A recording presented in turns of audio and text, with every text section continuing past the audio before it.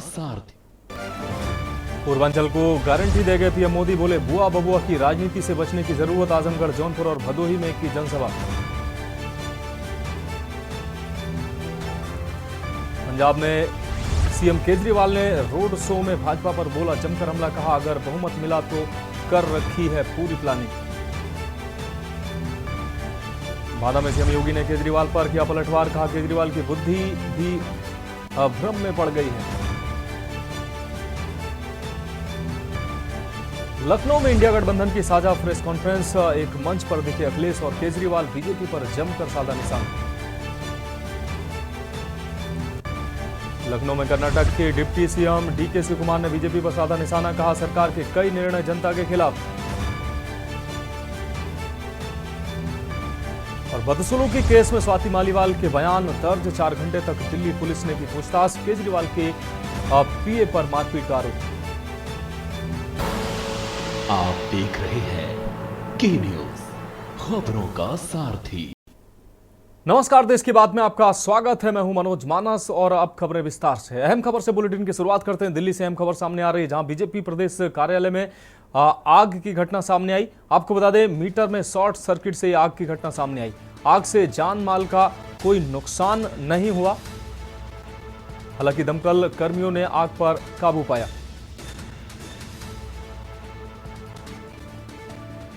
दमकल कर्मियों ने आग पर काबू पाया तो दिल्ली बीजेपी के प्रदेश कार्यालय में यह आग की घटना सामने आई।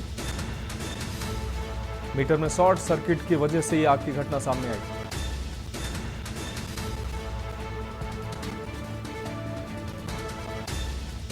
तो दमकल कर्मियों ने आग पर काबू पाया, यह अहम खबर।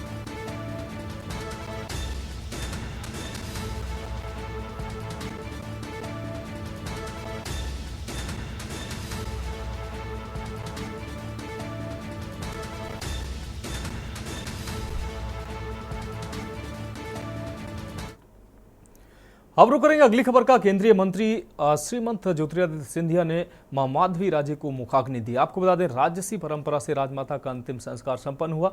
राजमाता के अंतिम संस्कार में कई राजनीतिक हस्तियां भी शामिल हुई। आपको बता दें, मध्य प्रदेश के मुख्यमंत्री डॉक्टर मोहन यादव, बीजेपी प्रदेश अध्यक्ष बीडी शर्मा, प्रदेश के मंत्रीगण, विधायक सहित ग्वालियर चंबल संभाग से हजारों की संख्या में लोग अंतिम संस्कार में शामिल हुए।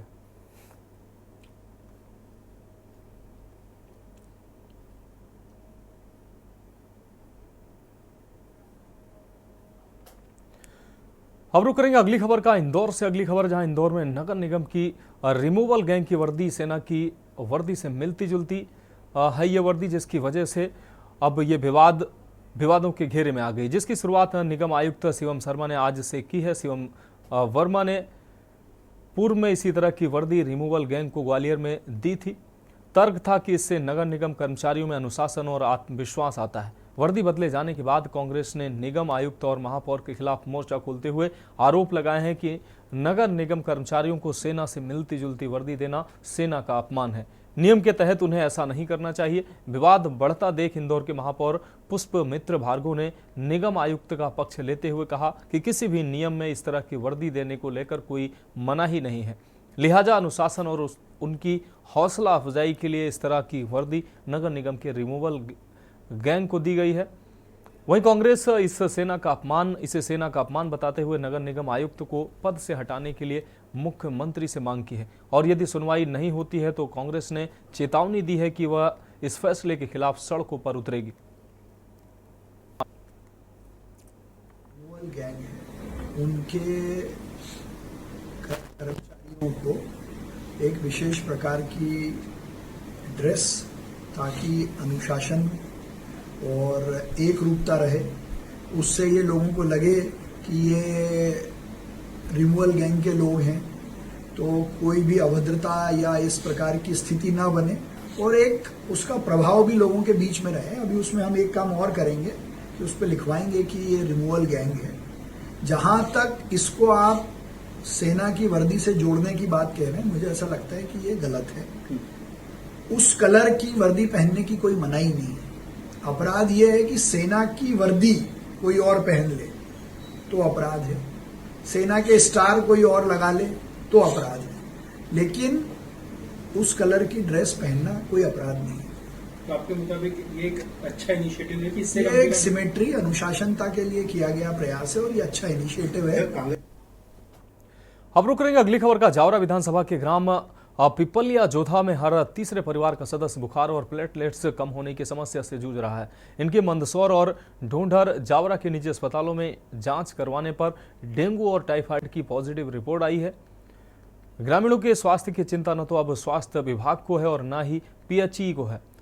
गांव में करीब 700 परिवारों की 4000 आबादी दूषित पानी का उपयोग कर रही है। आज पिपलिया जोधा में स्वास्थ्य विभाग की टीम मलेरिया किट लेकर जांच करने पहुंची और घर घर सर्वे कर मलेरिया जांच की स्लाइड बनाई, जबकि यहां ज्यादातर लोगों में टाइफाइड और प्लेटलेट्स कम होने के साथ डेंगू के लक्षण भी मिल रहे हैं। 70 लोगों की निजी अस्पताल में जांच कराने पर 30 लोगों के टाइफाइड और डेंगू पॉजिटिव रिपोर्ट आई है। समस्या जांचने के बावजूद मूल समस्या स्वास्थ्य विभाग की टीम मलेरिया की जांच कर रही है। ग्रामीणों के मुताबिक ट्यूबवेल के पानी को कुएं में डालकर वहां से टंकी भर रहे हैं, जिससे दूषित पानी लोग पीने को मजबूर हैं।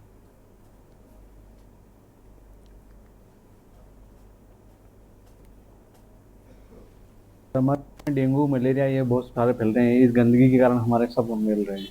इसको लेकर शिकायत भी करी थी हमने। शिकायतें हम विधायक द्वारा सब द्वारा की, सांसद द्वारा की, हमने 181 पे की कंप्लेंट की, कोई कार्रवाई नहीं की हो जा रही। कितने बीमार होंगे गाँव में? गाँव में 100-150 बीमार है। अभी टीम भी आई स्वास्थ्य विभाग की, क्या तो सारे वो जांच करवा रहे लोग बाग आके चेकअप करवा रहे और क्या आई है पानी की गंदगी क्या लगता है आपको, किससे बीमार हुआ है? ये गंदगी साहब इससे पुलिया के कारण हो रहा है। सब ये नीचा है, पानी दब रहा है, निकासी नहीं आगे सर। सबको डेंगू ही हो रहा है, टाइफाइड और डेंगू दोनों एक साथ चल रहे हैं। कई लोग बीमार दिख रहे हैं, क्या कोई इलाज करवाए इसका?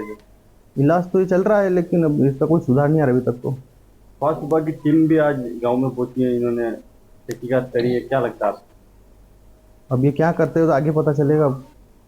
क्या कोई कारण लग रहा है कि किस कारण से? नहीं, कारण तो अभी तक तो कोई नहीं इसका। पीने का पानी या फिर अगर अब ये तो खोजबीन करे तो पता चले ना कि अंदाज मार कैसे बताएं कि ये समस्या है। कितने मरीज होंगे पूरे गाँव में? करीबन 60-70 मरीज होंगे। ठीक, एक तो आज राष्ट्रीय डेंगू दिवस भी है, इसकी जागरूकता के अनुसार भी हमको कैंप करना था।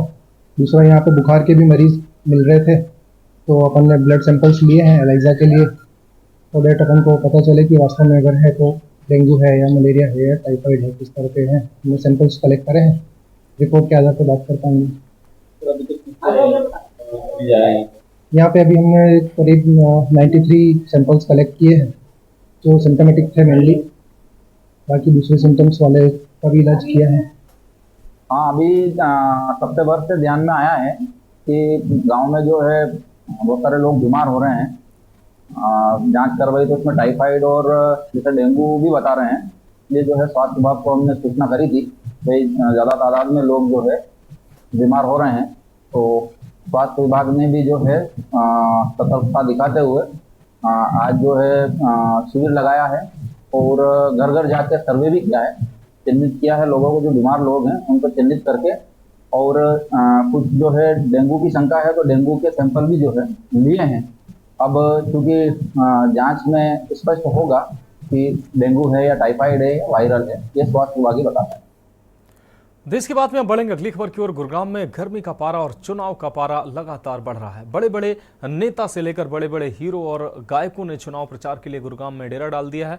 एक और राव इंद्रजीत के चुनाव प्रचार में बड़े बड़े दिग्गज लगे हुए हैं। वहीं दूसरी ओर इंडिया गठबंधन के प्रत्याशी राज बब्बर, जो 5 बार सांसद भी रह चुके हैं, वह भी हार का मुंह नहीं देखना चाहते हैं। ऐसे में दोनों के बच्चे भी चुनाव मैदान की रणभेरी में कूद चुके हैं। आज कांग्रेस ने ताबड़तोड़ जनसभा की तथा शहर के हर कोने में नुक्कड़ सभा अभी की। राज बब्बर गुरुग्राम लोकसभा से इंडिया गठबंधन के प्रत्याशी हैं। उनके दामाद अनूप सोनी गुरुग्राम में व्यापारी वर्ग से मिले और उनकी परेशानियों को सुना और उन्हें आश्वासन दिया कि राज बब्बर की जीत के बाद सभी समस्याओं को प्रमुखता से निपटाएंगे।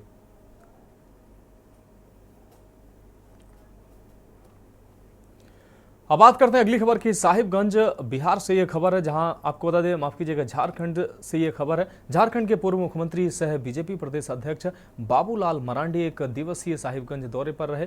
वह साहिबगंज जिले के बोरियो प्रखंड के जिरुल मैदान और बहरवा प्रखंड के क्षेत्र के कोटाल पोखर में आयोजित बूथ स्तरीय कार्यकर्ता सम्मेलन में बाबूलाल मरांडी शामिल हुए। इसके साथ मंच से बाबूलाल मरांडी ने सभी कार्यकर्ताओं को 2024 के चुनाव में राजमहल लोकसभा सीट पर कमल खिलाने को लेकर जीत का मंत्र दिया। इतना ही नहीं बल्कि बाबूलाल मरांडी ने झारखंड सरकार के ग्रामीण विकास मंत्री आलमगीर आलम पर जमकर हमला बोलते हुए कहा कि सोना जैसा झारखंड राज्य को लूटने में इंडिया गठबंधन की सबसे अहम भूमिका रही है। इस दौरान छत्तीसगढ़ के स्वास्थ्य मंत्री एवं राजमहल के विधायक अनंत ओझा सहित कई जुझारू कार्यकर्ता भी शामिल रहे।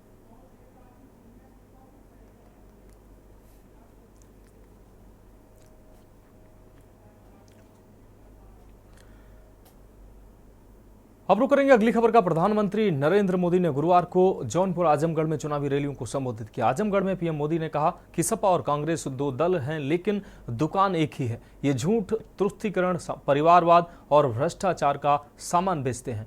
इसके अलावा इंडिया गठबंधन को लेकर भी बड़ी बातें उनके द्वारा कही गई।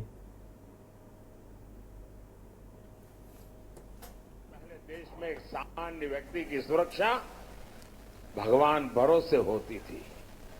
कभी बम धमाके, कभी आतंक, कभी स्लीपर सेल, कभी दंगे, और आजमगढ़ की तो पहचान ही बदल दी गई थी। न जाने किस किस नाम से आजमगढ़ को बुलाया जाता था, कितना बदनाम करके छोड़ा था। देश में कहीं भी धमाके होते थे तो सबसे पहले लोगों का ध्यान आजमगढ़ की तरफ जाता था। लोग आजमगढ़ की चर्चा करते थे, और तब यहां समाजवादी पार्टी की सरकार आजमगढ़ की प्रतिष्ठा के लिए न कुछ सोचती थी न कुछ करती थी। तब सपा के शहजादे आतंक के समर्थन में दंगाइयों का सम्मान करते थे। धमाके करने वाले आतंकियों को छोड़ा जाता था। स्लीपर सेल्स को राजनीति का कवर दिया जाता था। इसी रवैये के कारण देश भर में आतंकवाद फला फूला। अनेक माताओं को अपने बच्चों को बर्बाद होते देखा, और इन लोगों तो आज भी ऐसा ही रवैया है कि यूपी में इंडी गठबंधन वालों के लिए एक सीट भी जीतना मुश्किल कर दिया है आप लोगों ने।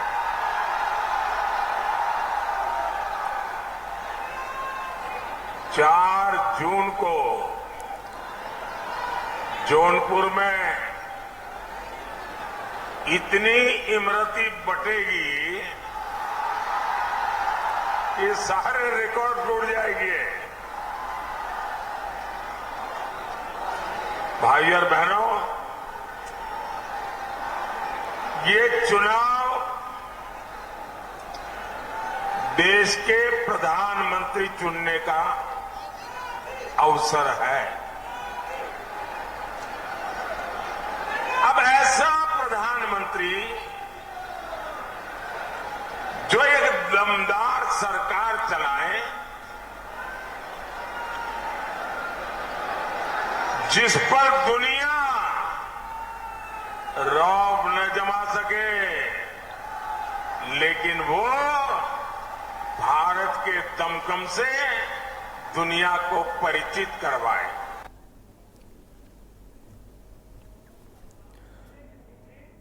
तो देश की बात में वक्त एक ब्रेक का है, जल्द हाजिर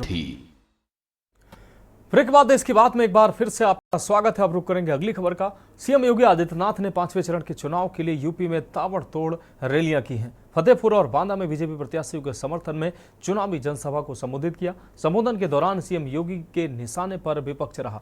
क्या कुछ कहा उन्होंने, सुनाते हैं आपको। मुख्यमंत्री अरविंद केजरीवाल की बुद्धि भी भ्रम में पड़ गई है। वो जेल क्या गए कि जेल में जाकर के उनको ये लगता है कि अब जेल के बाहर कभी नहीं आना है, तो अब उनको मुख्यमंत्री पद का इतना लालच हो गया है कि वह अपनी बात को मेरे साथ जोड़ने का प्रयास कर रहे हैं। ये जेल जाने का एक रिएक्शन है। लेकिन मैं एक बात कहना चाहता हूं केजरीवाल जी, ये जेल जाने का आपका अनुभव दिल्ली वासियों के लिए तो बड़ा सुखद है, क्योंकि आपने हाथ में झाड़ू तो लिया, लेकिन आपने अन्ना हजारे जी के सपने को पानी फेरने का काम जरूर कर दिया। अन्ना हजारे जी ने जिस कांग्रेस के भ्रष्टाचार के खिलाफ आंदोलन किया था, जिस अराजकता और जिस अविश्वास के खिलाफ आंदोलन किया था, उसी कांग्रेस को आपने गले का हार बना करके आज जो पाप कर रहे हैं, अन्ना हजारे कभी आपको माफ नहीं कर सकते, कभी नहीं माफ कर सकते हैं। और दूसरा कार्य, आप सत्ता में पहुंचे, भ्रष्टाचारियों को अपने इर्द गिर्द जमावड़ा कर दिए।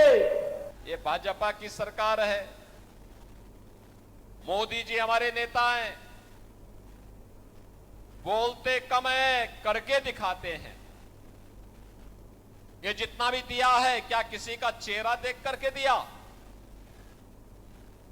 किसी की जाति, किसी का मत, किसी का मजहब, किसी की क्षेत्र या भाषा देख करके दिया है? मोदी जी ने तो कहा सबका साथ, सबका विकास। एक तरफ मोदी जी के नेतृत्व में सबका साथ और सबके विकास के साथ आत्मनिर्भर और विकसित भारत की परिकल्पना को साकार करने के लिए भारतीय जनता पार्टी है, जो विकास भी कराती है, गरीब कल्याण भी कराती है, आतंकवाद और नक्सलवाद पर नकेल भी कसती है, सुरक्षा को, देश की सुरक्षा को पुख्ता भी करती है। आतंकवाद के हाल तो ये थे, कांग्रेस के समय विस्फोट होते थे, निर्दोष लोग मरते थे, और जब हम संसद में इस मुद्दे को उठाते थे तो कांग्रेस के नेता क्या कहते थे? तत्कालीन प्रधानमंत्री कहते थे आतंकवादी सीमा पार के हैं। अब रुक करेंगे अगली खबर का। लखनऊ में दिल्ली के मुख्यमंत्री अरविंद केजरीवाल और सपा अध्यक्ष अखिलेश यादव ने साझा प्रेस कॉन्फ्रेंस कर केंद्र सरकार पर जमकर निशाना साधा। केजरीवाल ने प्रेस कॉन्फ्रेंस को संबोधित करते हुए कहा कि इस चुनाव में बीजेपी 220 से भी कम सीटों पर ही सिमट जाएगी। बीजेपी के 400 सीट के नारे पर निशाना साधते हुए केजरीवाल ने कहा कि पिछले 4-5 महीने से इन्होंने 400 पार का शोर मचाया हुआ है, लेकिन लोगों ने इनसे पूछा कि 400 सीटें क्यों चाहिए, तो इन्होंने नहीं बताया। बाद में लोगों ने अंदर से पता किया तो पता चला कि ये 400 सीटें चाह रहे हैं ताकि आरक्षण खत्म किया जा सके। उन्होंने आगे कहा कि बीजेपी की 220 से भी कम सीटें आएंगी और इस बार बीजेपी की नहीं बल्कि इंडिया ब्लॉक की सरकार बन रही है। वहीं अखिलेश यादव ने भी बीजेपी पर जमकर हमला बोलते हुए कहा कि अब तक के 4 फेज के चुनाव में बीजेपी चारों खाने चित्त हो चुकी है। उन्होंने आगे बताया कि बीजेपी अब 400 पार नहीं बल्कि 543 में 400 के बाद बची 143 सीटें देख रही है। ये चुनाव भारतीय जनता पार्टी, मोदी जी अपने लिए वोट नहीं, अमित शाह जी को प्रधानमंत्री बनाने के लिए वोट मांग रहे हैं।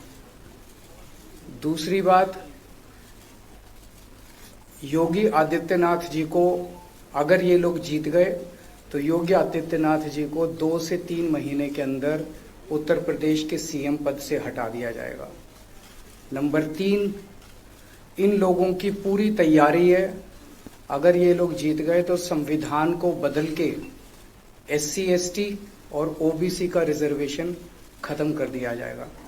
और नंबर 4, जो आंकड़े अब देश भर से आ रहे हैं वो ये दिखा रहे हैं कि 4 जून को इंडिया गठबंधन की सरकार बनने जा रही है और NDA को और बीजेपी को बहुत कम सीटें मिलने जा रही हैं।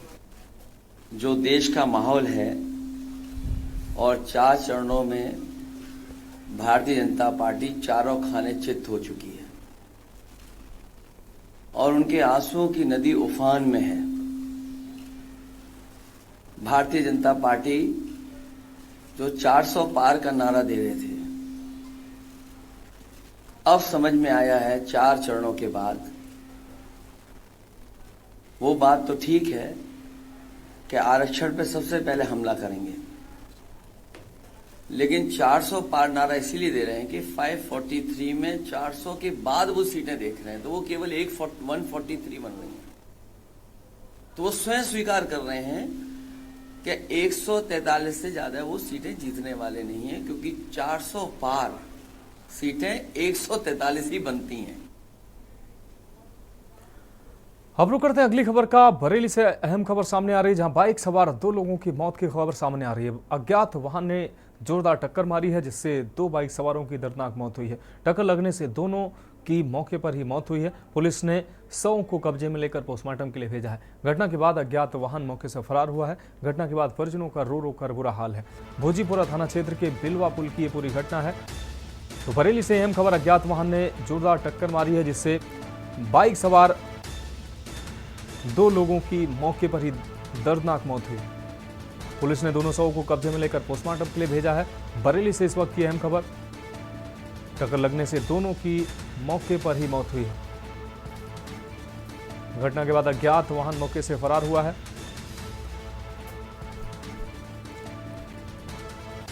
घटना के बाद परिजनों का रो रो कर बुरा हाल है। आपको बता दें, भोजीपुरा थाना क्षेत्र के बिलवा पुल की यह पूरी घटना है।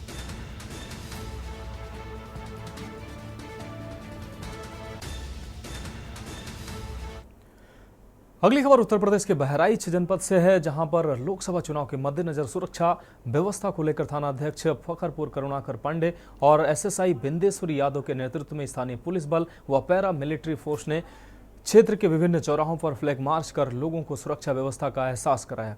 इस दौरान थाना अध्यक्ष करुणाकर पांडे द्वारा लोगों से अधिक मतदान करने और शांतिपूर्वक मतदान करने की अपील भी की गई। थाना अध्यक्ष करुणाकर पांडे के निर्देशन में एसएसआई बिंदेश्वरी यादव की अगुवाई में फखरपुर पुलिस द्वारा लगातार लोगों से भय मुक्त होकर मतदान करने की अपील की जा रही है।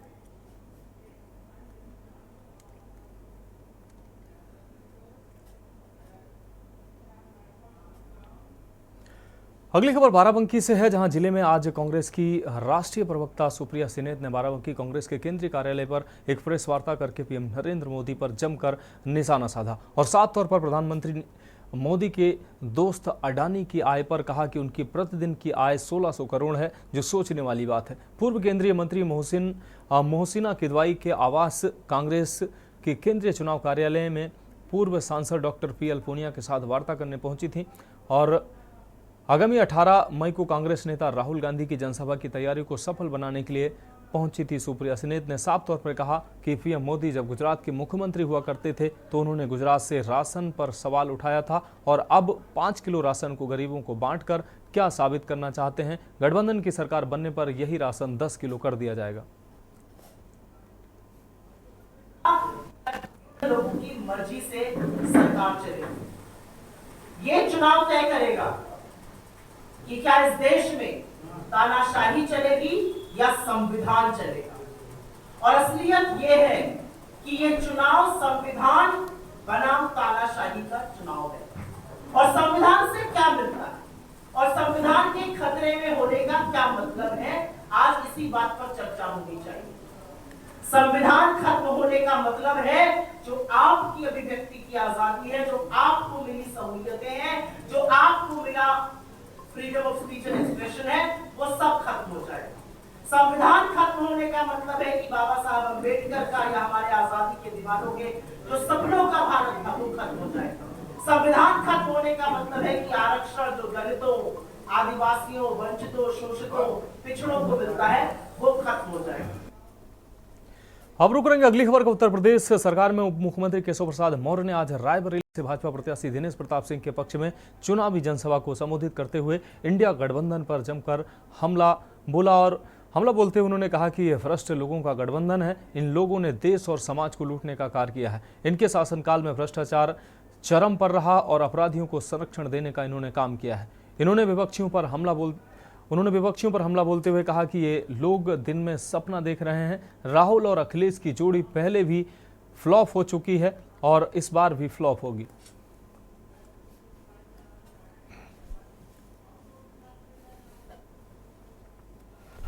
मोदी जी को है ऐसे कि मेरा कोई गरीब भूखा न रह जाए, क्योंकि वो गरीब माँ बाप के बेटे हैं। एक चाय की दुकान चलाते थे उनके पिताजी, उनकी माता के घर में झाड़ू पोछा, दूसरे के घर में झाड़ू पोछा करती थी।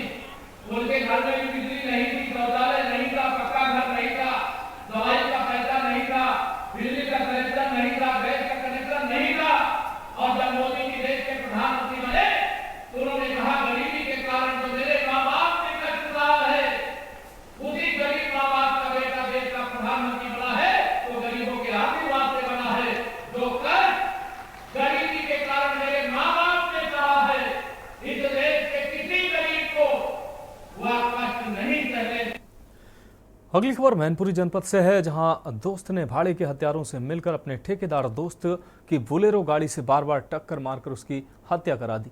बीती 30 अप्रैल को ठेकेदार दोस्त का रक्त रंजित शव मिला था। हत्यारे दोस्त ने अपने ठेकेदार दोस्त से करीब 20 से 25 लाख रुपया उधार ले रखा था। हत्यारे दोस्त को शक था कि उसका ठेकेदार दोस्त अपनी राजनीतिक पहुंच से उसके ठेकेदारी के काम कटवा देता है, उससे काम कम मिलता है। ये खुलासा पुलिस ने किया है। मामले में घटना के 2 आरोपियों को गिरफ्तार करके पुलिस ने जेल भेज दिया है। घटना में पुलिस का बर्खास्त सिपाही भी शामिल था। देखिए, अशोक सिंह चौहान थे जो पेशे से शिक्षक थे और 30 अप्रैल को इनका बोलेरो से एक्सीडेंट करके हत्या की गई थी, जिसमें अज्ञात में मुकदमा उसी दिन पंजीकृत किया गया था। इसमें जब इन्वेस्टिगेशन हुई तो पता चला कि इसमें 4 लोग इस घटना को करने में इन्वॉल्व थे। इसमें एक नीरज यादव है, एक मनीष पाल है, एक अरविंद पाल है और एक अनुज डांगर जो बर्खास्त सिपाही है। इन चारों लोगों ने मिल करके बोलेरो से कुचल करके उनकी हत्या की थी। इस हत्या के पीछे कारण ये था कि जो नीरज यादव है वो इनसे जो ठेकेदारी के संबंध में पार्टनरशिप थी और 20-25 लाख रुपए अशोक चौहान से नीरज यादव ने ले रखे थे।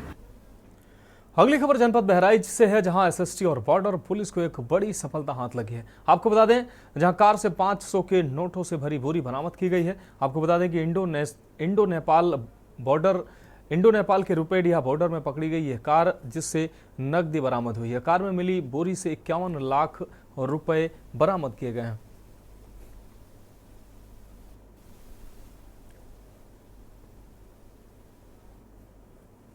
अब बढ़ेंगे अगली खबर की ओर। सीतापुर में हुए नरसंहार के मामले में पुलिस ने बड़ा खुलासा किया है। आपको बता दें, सगे भाई ने भाई भाभी सहित मां और 3 बच्चों की दर्दनाक हत्या की थी। पुलिस ने हत्यारे अजीत सिंह को आला कत्ल समेत आरोपी को गिरफ्तार कर लिया है। पुलिस ने मामले का खुलासा करते हुए ये जानकारी दी है कि मौके से एक अवैध असलाह और 315 बोर 8 जिंदा कारतूस व 5 खोखा भी बरामद किया है।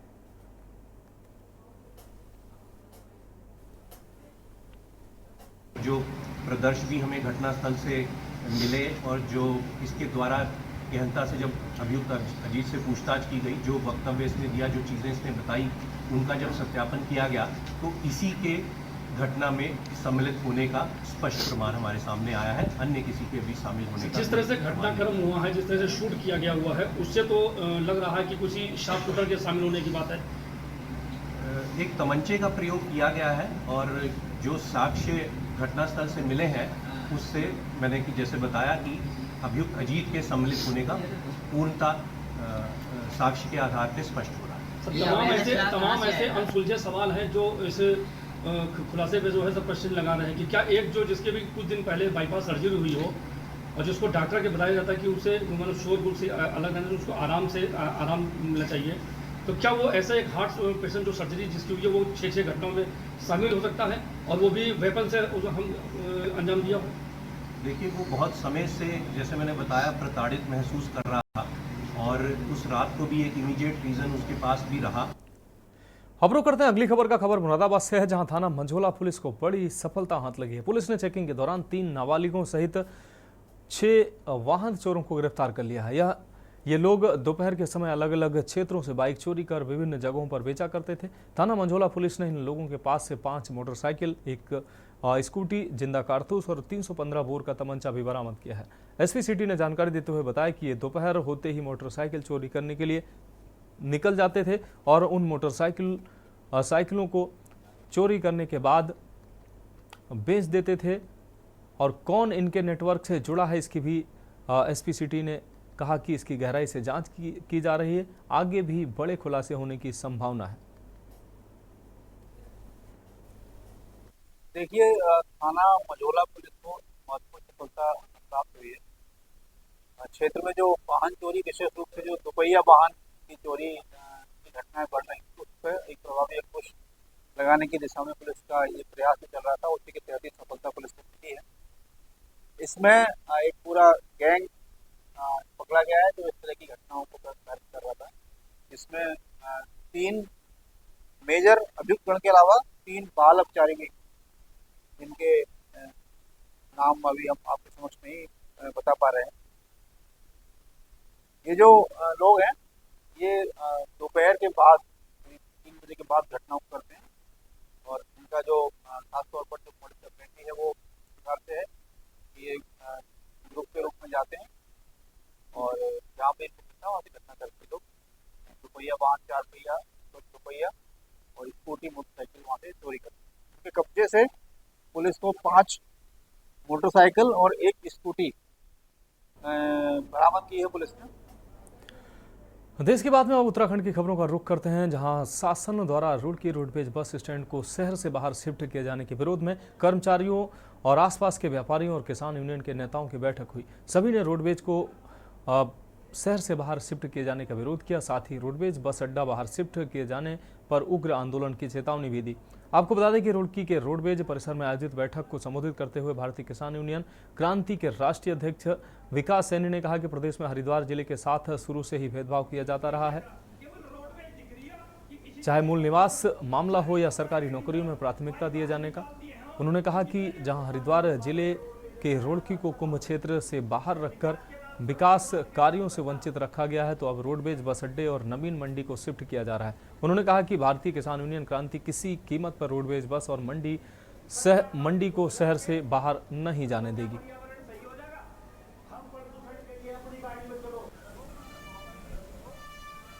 देखिए, आप देख रहे होंगे कि हल्लू मजरा, हद्दीवाड़ा किधर ये पूरा सब इतनी दूर दूर तक का एक आदमी इस रुड़की क्षेत्र का, भगवानपुर विधानसभा का, जबरेड़ा विधानसभा का एक आदमी भी ये नहीं चाहता कि रोडवेज अड्डा यहाँ से हटे। ये रुड़की की शान है, रुड़की की शान रहना चाहिए। आप ये देखो कैसा हमारे बच्चे, जैसे यूनिवर्सिटी में विदेशों तक के बच्चे हैं यूनिवर्सिटी में, तो वो वहाँ जाएंगे भाई। रात को अगर 1 बजे किसी को दिक्कत होगी, उसे घर जाना अपने, तो वो कहाँ जाकर बैठेगा। आज तो यही कहीं इतनी बड़ी सुविधाएं हैं। में जो हमारे संज्ञान में आया, संगठन के सभी रुड़की डिपो के कर्मचारियों के द्वारा एक मोर्चा बनाया गया है। उसमें शासन की जो 17 मई को एक मीटिंग है बस अड्डा शिफ्ट करने के संबंध में। जब कर्मचारी को पता लगा तो तुरंत कर्मचारियों ने अपनी मीटिंग की और मीटिंग करने के बावजूद उन्होंने निर्णय लिया कि भाई जो सरकार को जो हमारी कम से कम पीड़ा, यहाँ की आम जन की पीड़ा को समझना चाहिए। और उन्होंने यहाँ के जो मौजूदा विधायक हैं माननीय प्रदीप बत्रा जी, उन्होंने विधानसभा में क्वेश्चन भी पुटअप किया था कि वहाँ पर जो बहुत जाम लगा रहता है, दिन दुर्घटना हो रही है। अब रुक करेंगे अगली खबर का। मुख्यमंत्री पुष्कर सिंह धामी ने चारधाम यात्रा व्यवस्थाओं की समीक्षा करते हुए अधिकारियों को दिशा निर्देश दिए और उन्होंने सुरक्षित और सुगम चारधाम यात्रा के लिए शासन और पुलिस के वरिष्ठ अधिकारी सड़क मार्ग से ग्राउंड जीरो पर यात्रा व्यवस्थाओं को देखें। उन्होंने ये निर्देश दिए। मुख्यमंत्री ने कहा कि हमारी पहली प्राथमिकता चारधाम यात्रा पर आने वाले सभी श्रद्धालुओं की सुरक्षा है। उन्होंने सभी श्रद्धालुओं से अनुरोध किया है कि उनको चारधाम यात्रा के लिए रजिस्ट्रेशन के अनुसार जो तिथि मिली है उसके अनुसार ही दर्शन के लिए आएं। मुख्यमंत्री ने कहा कि चारधाम यात्रा व्यवस्थाओं से संबंधित सभी जानकारियां लोगों तक स्पष्ट रूप से पहुंचाई जा रही हैं। इसके लिए शासन के वरिष्ठ अधिकारी प्रतिदिन मीडिया ब्रीफिंग करें। यात्रा से संबंधित सभी जानकारी आमजन तक पहुंचाने के लिए मीडिया को उपलब्ध कराई जाए। मुख्यमंत्री ने अधिकारियों को निर्देश दिए हैं कि चारधाम यात्रा के दौरान भीड़ प्रबंधन और यात्रा प्रबंधन पर विशेष ध्यान दिया जाए। साथ ही उन्होंने पुलिस महानिदेशक को निर्देश दिए हैं कि वह यातायात प्रबंधन और भीड़ प्रबंधन के लिए स्वयं स्थलीय निरीक्षण करें और चारों धामों में वरिष्ठ पुलिस अधिकारियों को इसकी जिम्मेदारी भी दी जाए।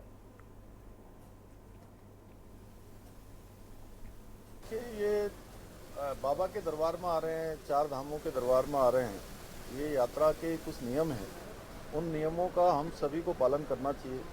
और मैं बार बार ये आप सबके माध्यम से कहता रहा हूँ कि ये यात्रा सामान्य यात्रा नहीं है। 4 धाम की जो यात्रा है वो एक कठिन यात्रा होती है। यमुनोत्री में पैदल यात्रा है, केदारनाथ में पैदल यात्रा है, बर्फबारी भी होती है, मौसम अत्यधिक ठंडा हो जाता है, ऑक्सीजन की भी कमी हो जाती है। इसलिए प्रॉपर अपना चेकअप करवाने के बाद हेल्थ का जो पूरा एक रूल है उस रूल को फॉलो करना चाहिए, नियम को फॉलो करना चाहिए, तभी वो यात्रा प्रारंभ करें। ये मैं सभी से कहना। अब रुक करते हैं अगली खबर का। पौड़ी जिले के राजकीय जूनियर हाई स्कूल पेट्रोल के छात्रों को मिलने जिला अस्पताल पौड़ी पहुंचे विधायक राजकुमार पौरी ने फूड पॉइजनिंग का शिकार हुए बच्चों से बातचीत कर हालचाल जाना, जहां चिकित्सकों ने बताया कि बच्चों की हालत में काफी सुधार है। इस दौरान विधायक ने अस्पताल के चिकित्सकों को बच्चों को बेहतर उपचार देने के निर्देश दिए हैं। इस मौके पर CMS doctor Kumar Aditya Tiwari, doctor Addawala Vijay Babu, Bharatiya Janata party के ओबीसी मोर्चा जिलाध्यक्ष सरजीत तोमर, पौड़ी ग्रामीण मंडल अध्यक्ष विवेक ममगई तथा लक्ष्मण आदि की मौजूदगी रही।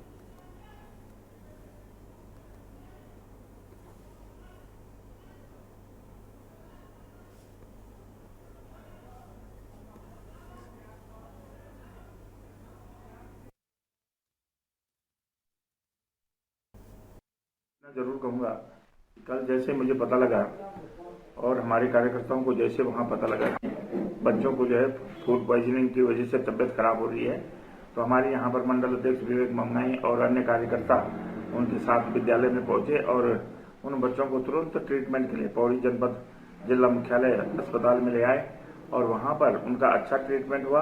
आज मैं स्वयं देखने गया था, तो आज उनको डिस्चार्ज भी कर दिया गया है और वो स्वस्थ हैं। बिल्कुल उनको अच्छी तरह से यहाँ पर ट्रीटमेंट दिया गया जिला अस्पताल के द्वारा और आज उनको वापस विद्यालय घर भेजा गया है। मैं भगवान से प्रार्थना करता हूँ कि उनका स्वास्थ्य हमेशा के लिए स्वस्थ रहें बच्चे। और विद्यालय के लिए भी इतना जरूर कहूँगा कि वास्तव में बच्चों को जब भोजन दिया जाता है। अब रुक करेंगे अगली खबर का। खबर लक्सर से, जहां उत्तराखंड हाईकोर्ट को ऋषिकेश में शिफ्ट करने के चीफ जस्टिस के निर्णय पर हरिद्वार के अधिवक्ता खुश हैं। अधिवक्ताओं में भारी उत्साह नजर आ रहा है। अधिवक्ताओं द्वारा हस्ताक्षर अभियान भी शुरू कर दिया गया। आपको बता दें कि उत्तराखंड हाईकोर्ट की चीफ जस्टिस ऋतु बाहरी द्वारा उत्तराखंड हाईकोर्ट को ऋषिकेश में शिफ्ट करने की मंशा जताई गई है। इस बाबत चीफ जस्टिस ने उत्तराखंड शासन के मुख्य सचिव से ऋषिकेश में हाईकोर्ट के भवन हेतु व न्यायाधीशों के आवास और अधिवक्ताओं के चैम्बर के लिए उपयुक्त भूमि उपलब्ध कराने के लिए कहा है।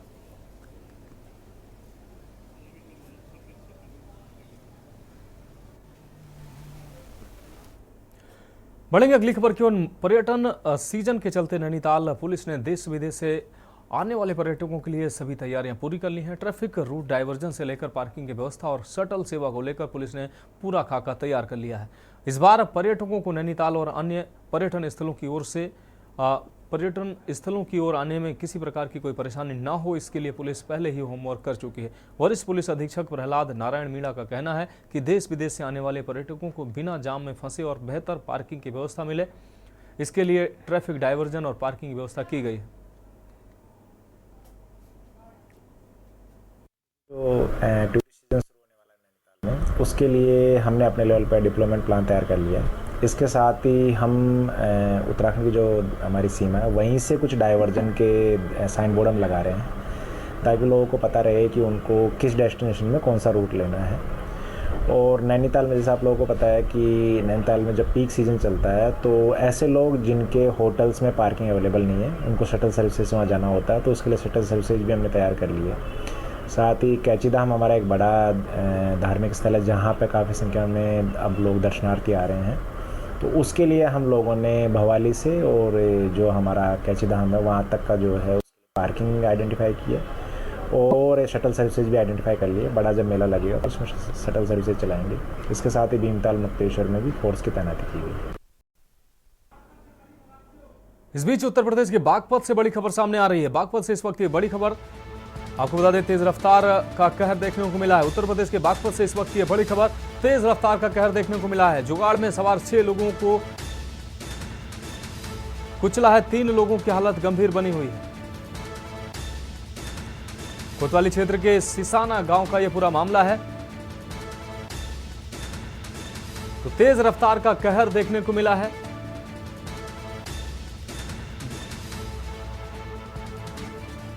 तो जुगाड़ में 6 लोगों को कुचला है। कोतवाली क्षेत्र के सिसाना गांव का यह पूरा मामला है।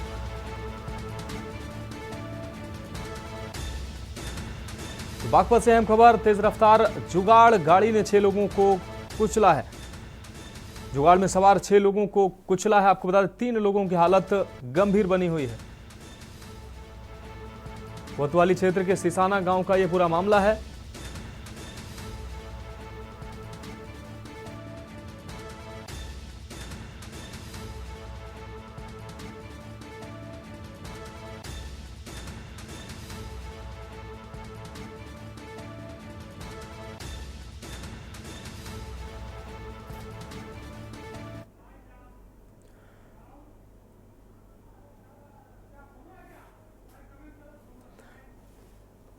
तो जुगाड़ में 6 लोग सवार थे जिनको कुचला है। 3 लोगों की हालत गंभीर बनी हुई है।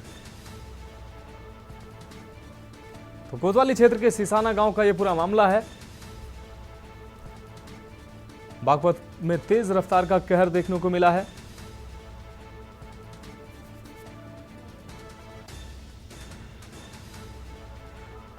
और हमारे संवाददाता कुलदीप पंडित बागपत से ज्यादा जानकारी के लिए हमारे साथ जुड़ गए हैं। कुलदीप, 6 लोग जुगाड़ गाड़ी में सवार थे जिनकी दुर्घटना हुई है। 3 लोग की हालत गंभीर है। किसने कुचला है और कैसे ये घटना घटित हुई है? जी मनोज, आपको बता दूं बागपत कोतवाली क्षेत्र के सिसाना गांव का पूरा मामला है, जहां पर एक राजा पुत्र महावीर नाम के युवक की हालत ज्यादा गंभीर हो गई थी और ज्यादा खराब होने के कारण उसको अस्पताल में लेकर जा रहे थे एक जुगाड़ के माध्यम से। हालांकि पूरे परिवार के लोग उस जुगाड़ में थे और पीछे से आ रहे एक तेज गति से आ रहे ट्रक ने उसमें टक्कर मार दी, जिससे कि वह पूरी तरीके से जुगाड़ जो था वो क्षतिग्रस्त हो गया। और उसके बाद जो जुगाड़ में सवार थे 6 लोग, एक ही परिवार के 6 लोग गंभीर रूप से घायल हो गए, जिनमें 3 लोग मृतक है, जिसमें 2 मासूम बच्चे और एक महिला शामिल है। हालांकि 3 लोगों की हालत गंभीर बनी हुई है और तीनों लोगों को हेल्थ सेंटर के लिए रेफर कर दिया गया है। घटनास्थल पर पुलिस अधीक्षक अर्पित विजयवर्गीय और जिलाधिकारी जितेंद्र प्रताप सिंह मौके पर पहुंचे हैं और पूरे मामले की जांच पड़ताल के आदेश दिए हैं। जी हाँ कुलदीप, अगर बात की जाए किसी के हताहत होने की अभी कोई खबर, और ये जुगाड़ जो गाड़ी थी, ये जुगाड़ गाड़ी में ये लोग क्यों जा रहे थे? कोई वाहन इनको उपलब्ध नहीं हो पाया था? जी आपको बता दूं कि ये ईंट भट्टे पर काम करते हैं और खुब्बीपुर में रहते हैं और वहाँ पर जो था भट्टा जो चलता है, भट्टे में ईंट मजदूरी का काम करते हैं ये लोग। और जब उसकी तबीयत ज्यादा खराब हुई तो वह एक जो जिससे ईंट को जो है वो वहाँ पर ले जाया जाता है ईंटों को बनाने के लिए, तो उसी जुगाड़ में लेकर ये चल दिए थे। हालांकि वहाँ पर कोई एम्बुलेंस की व्यवस्था नहीं थी, लेकिन एम्बुलेंस की व्यवस्था न होने के कारण ये जुगाड़ पर जो होता है वो उसमें लेकर गए थे। और उसमें सबसे बड़ी बात यह है कि मनोज की जिस तरह से घटना हुई है, कहीं ना कहीं साफ तौर पर है कि जो तेज गति से वाहन जा रहा था, जो ट्रक था वो उसका राजस्थान का बताया जाता है और राजस्थान के ट्रक ने इसको जो है कुचला है। हालांकि पब्लिक ने सूचना पर पहुंची, पब्लिक ने इस ट्रक चालक को पकड़ लिया और पकड़ने के बाद में पुलिस को सौंप दिया है। जी हाँ कुलदीप, आपका इस तमाम जानकारी के लिए बहुत शुक्रिया। तो आपको बता दें कोतवाली क्षेत्र के सिसाना गाँव का ये पूरा मामला है, जहाँ जुगाड़ गाड़ी में ईंट भट्टे के मजदूर जो ईंट ढोने का काम जिस वाहन से करते हैं, जिस गाड़ी से करते हैं, उसी गाड़ी से अपने मरीज को लेकर अस्पताल जा रहे थे। इसी बीच तेज रफ्तार ट्रक ने इन